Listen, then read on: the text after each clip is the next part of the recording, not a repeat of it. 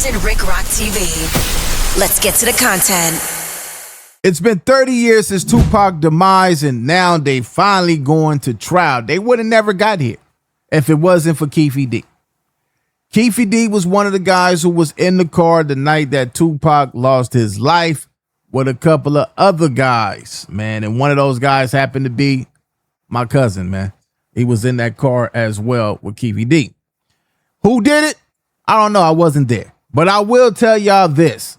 It wouldn't have never, ever got to this point if Keefe D wouldn't have went on line talking about what happened.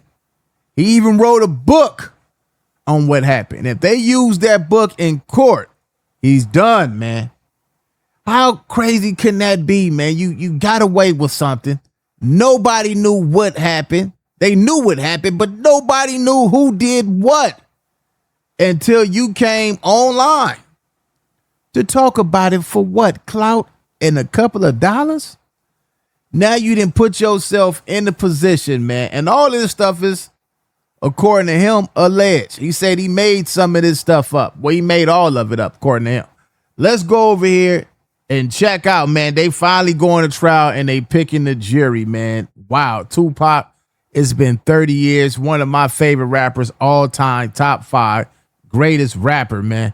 Let's get to it, man. See what they talking about. What is Kim Kardashian doing up on it? They must be trying to sell something. All right, let's go. Meantime, one of the biggest mysteries in music heads to trial today. Dwayne Keefe D. Davis is accused of orchestrating the 1996 murder of rap icon Tupac Shakur on the Las Vegas Strip. At one point, Davis confessed to his role in the shooting and then walked that confession back. Davis has been behind bars since late 2023. He's pleaded not guilty to murder. Legal expert Royal Oaks spoke with us about what may come up in this trial. You know, normally the prosecution is saying the defendant is a big liar. He really did it. Well, here, the defense attorneys are going to be saying to the jury, my client's a liar. He's a liar. That's what they're going to use. He's a liar. He lied about everything. Hope he could lie his way up out of this.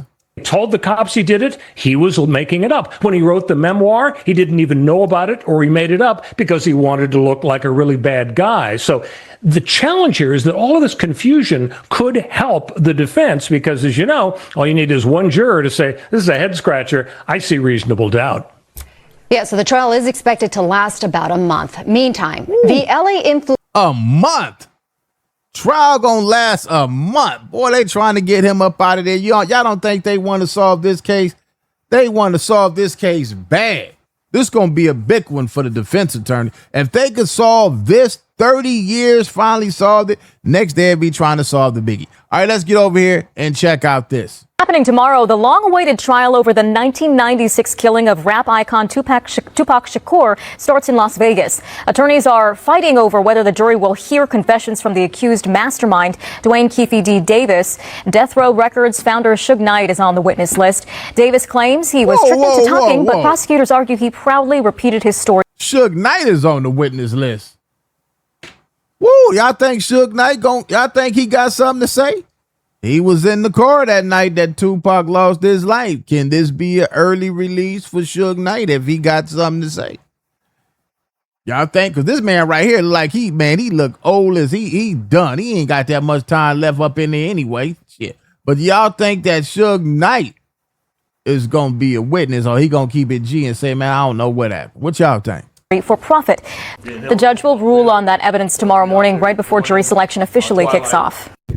Yeah, Keefe D is going to be screwed over. If they allow that book into there, It's over. He's going to get an elbow. What are we talking about? Don't worry. Highly detailed video you must watch before you get to the trial. The Compton street legend that you co-authored.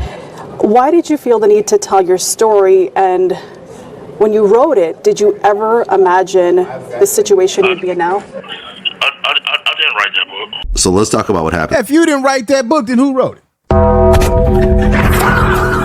I didn't write that. Who wrote that book, man? This dude right here, man. Y'all, he was a Compton legend, man.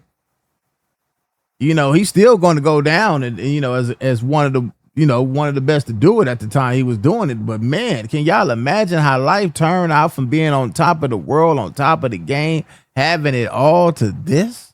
next? You know, based on what the book says, Zip gave you guys a Glock, and you guys tossed it in the back seat.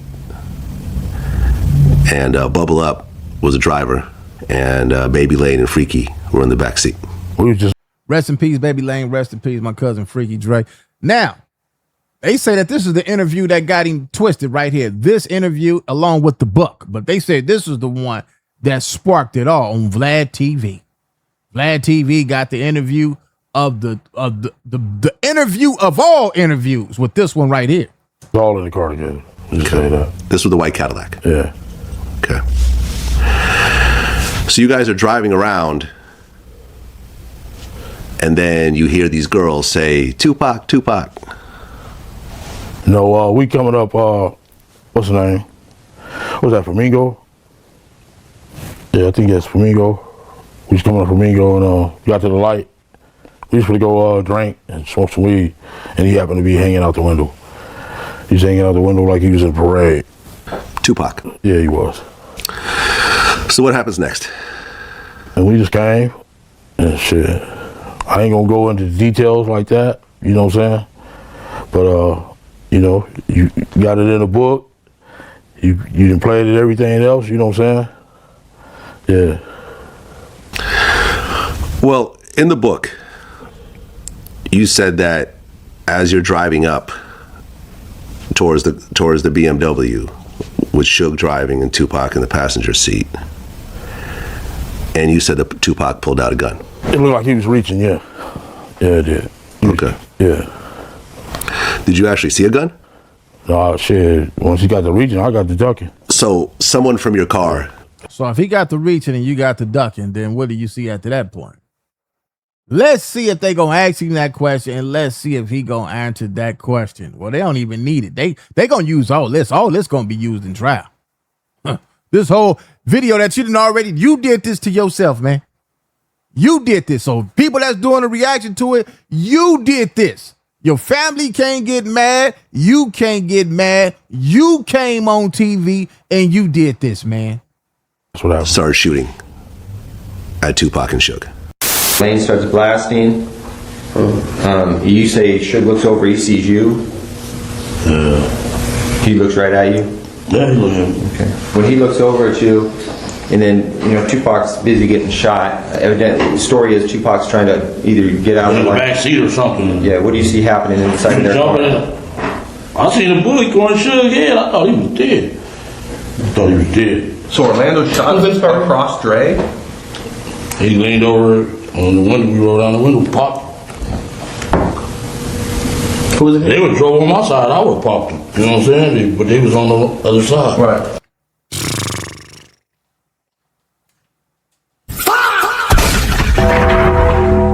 What the man? I'm not gonna go into details on that one. Keep it streets on me. I ain't gonna go. You already went into detail. They just had a video. Oh, you going into detail? Going into detail on that. Well, I'm gonna go ahead and read from the book. Well, so let them buy the book then. Okay. Well, I'm just gonna read the. Let them buy the book. Oh, come on, see. Let it play. Let me be quiet. Let it play, man. God. This passage. The shit was on. Tupac made an erratic move and began to reach down beneath his seat. It was the first and only time in my life that I could relate to the police command. Keep your hands where I could see them. Instead, Pac pulled out a strap, and that's when the fireworks started. One of my guys from the backseat grabbed the Glock and started busting back. The first shot skinned Suge in the head, and I thought that motherfucker was dead. I had heard some stories, supposedly that Suge used Tupac as a shield when the bullets started flying, but that's some bullshit. Suge was already wounded, and he was the one that got touched. As the rounds continued flying, I ducked down so I wouldn't get hit. Basically, yeah. White Cadillac. So you didn't write the book? I don't know. It sounds like... If you didn't write the book, they sure got some detail of what happened. Then who wrote the movie? Because the movie had everything in it too. Did they go off the book, your book, for the movie?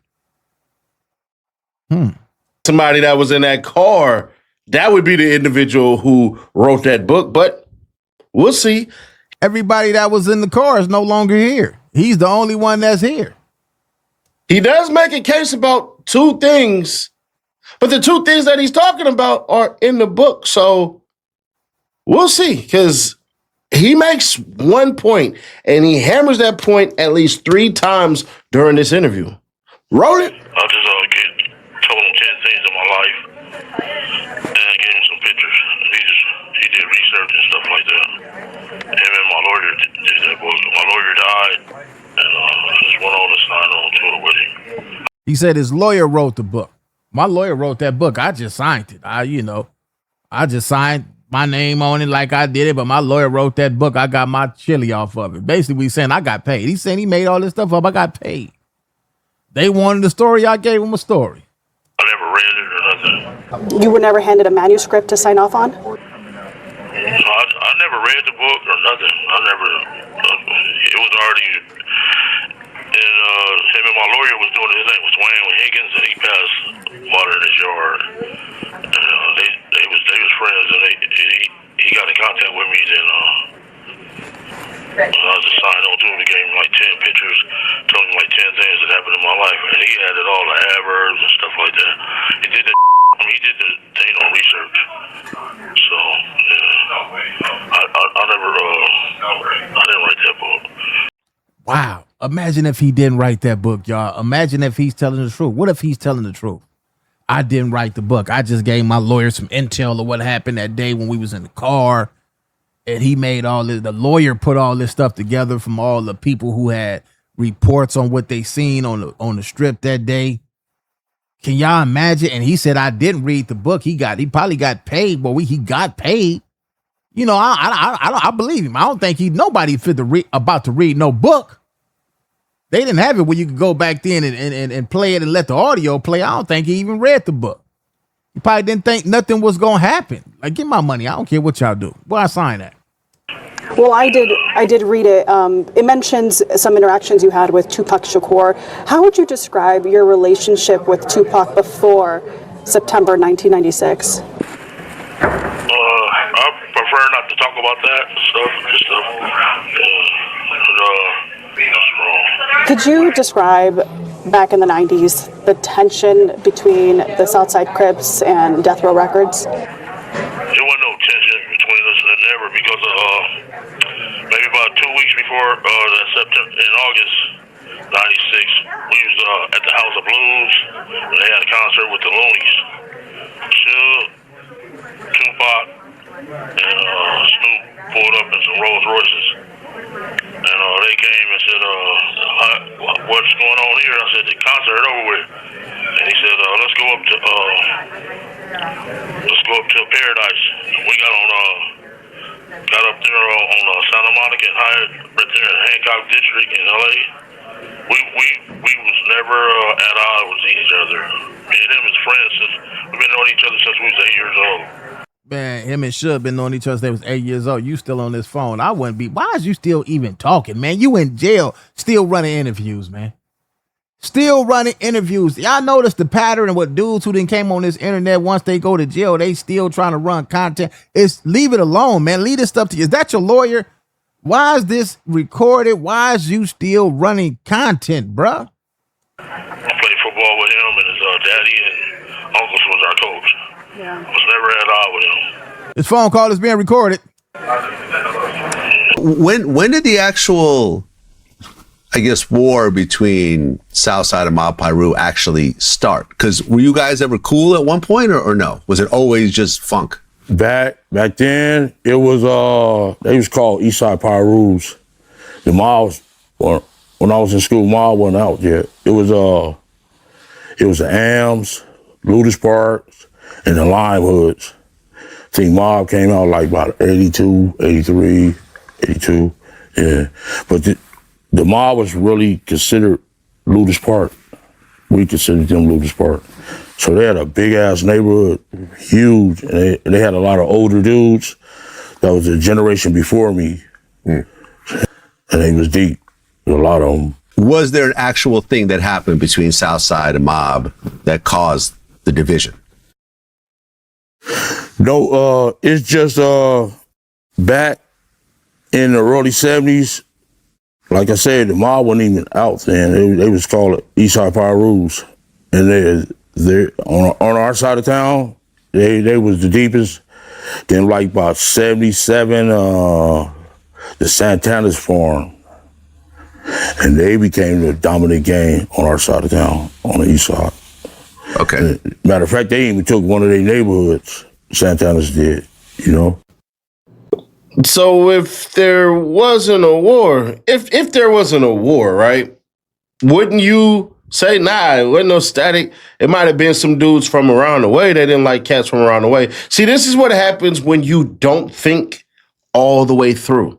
But we got a clip when he starts to think all the way through and he gets very, very upset, very, very angry. I do want to mention, you had said that you were not in Vegas the night that Tupac died when there was the Mike Tyson fight.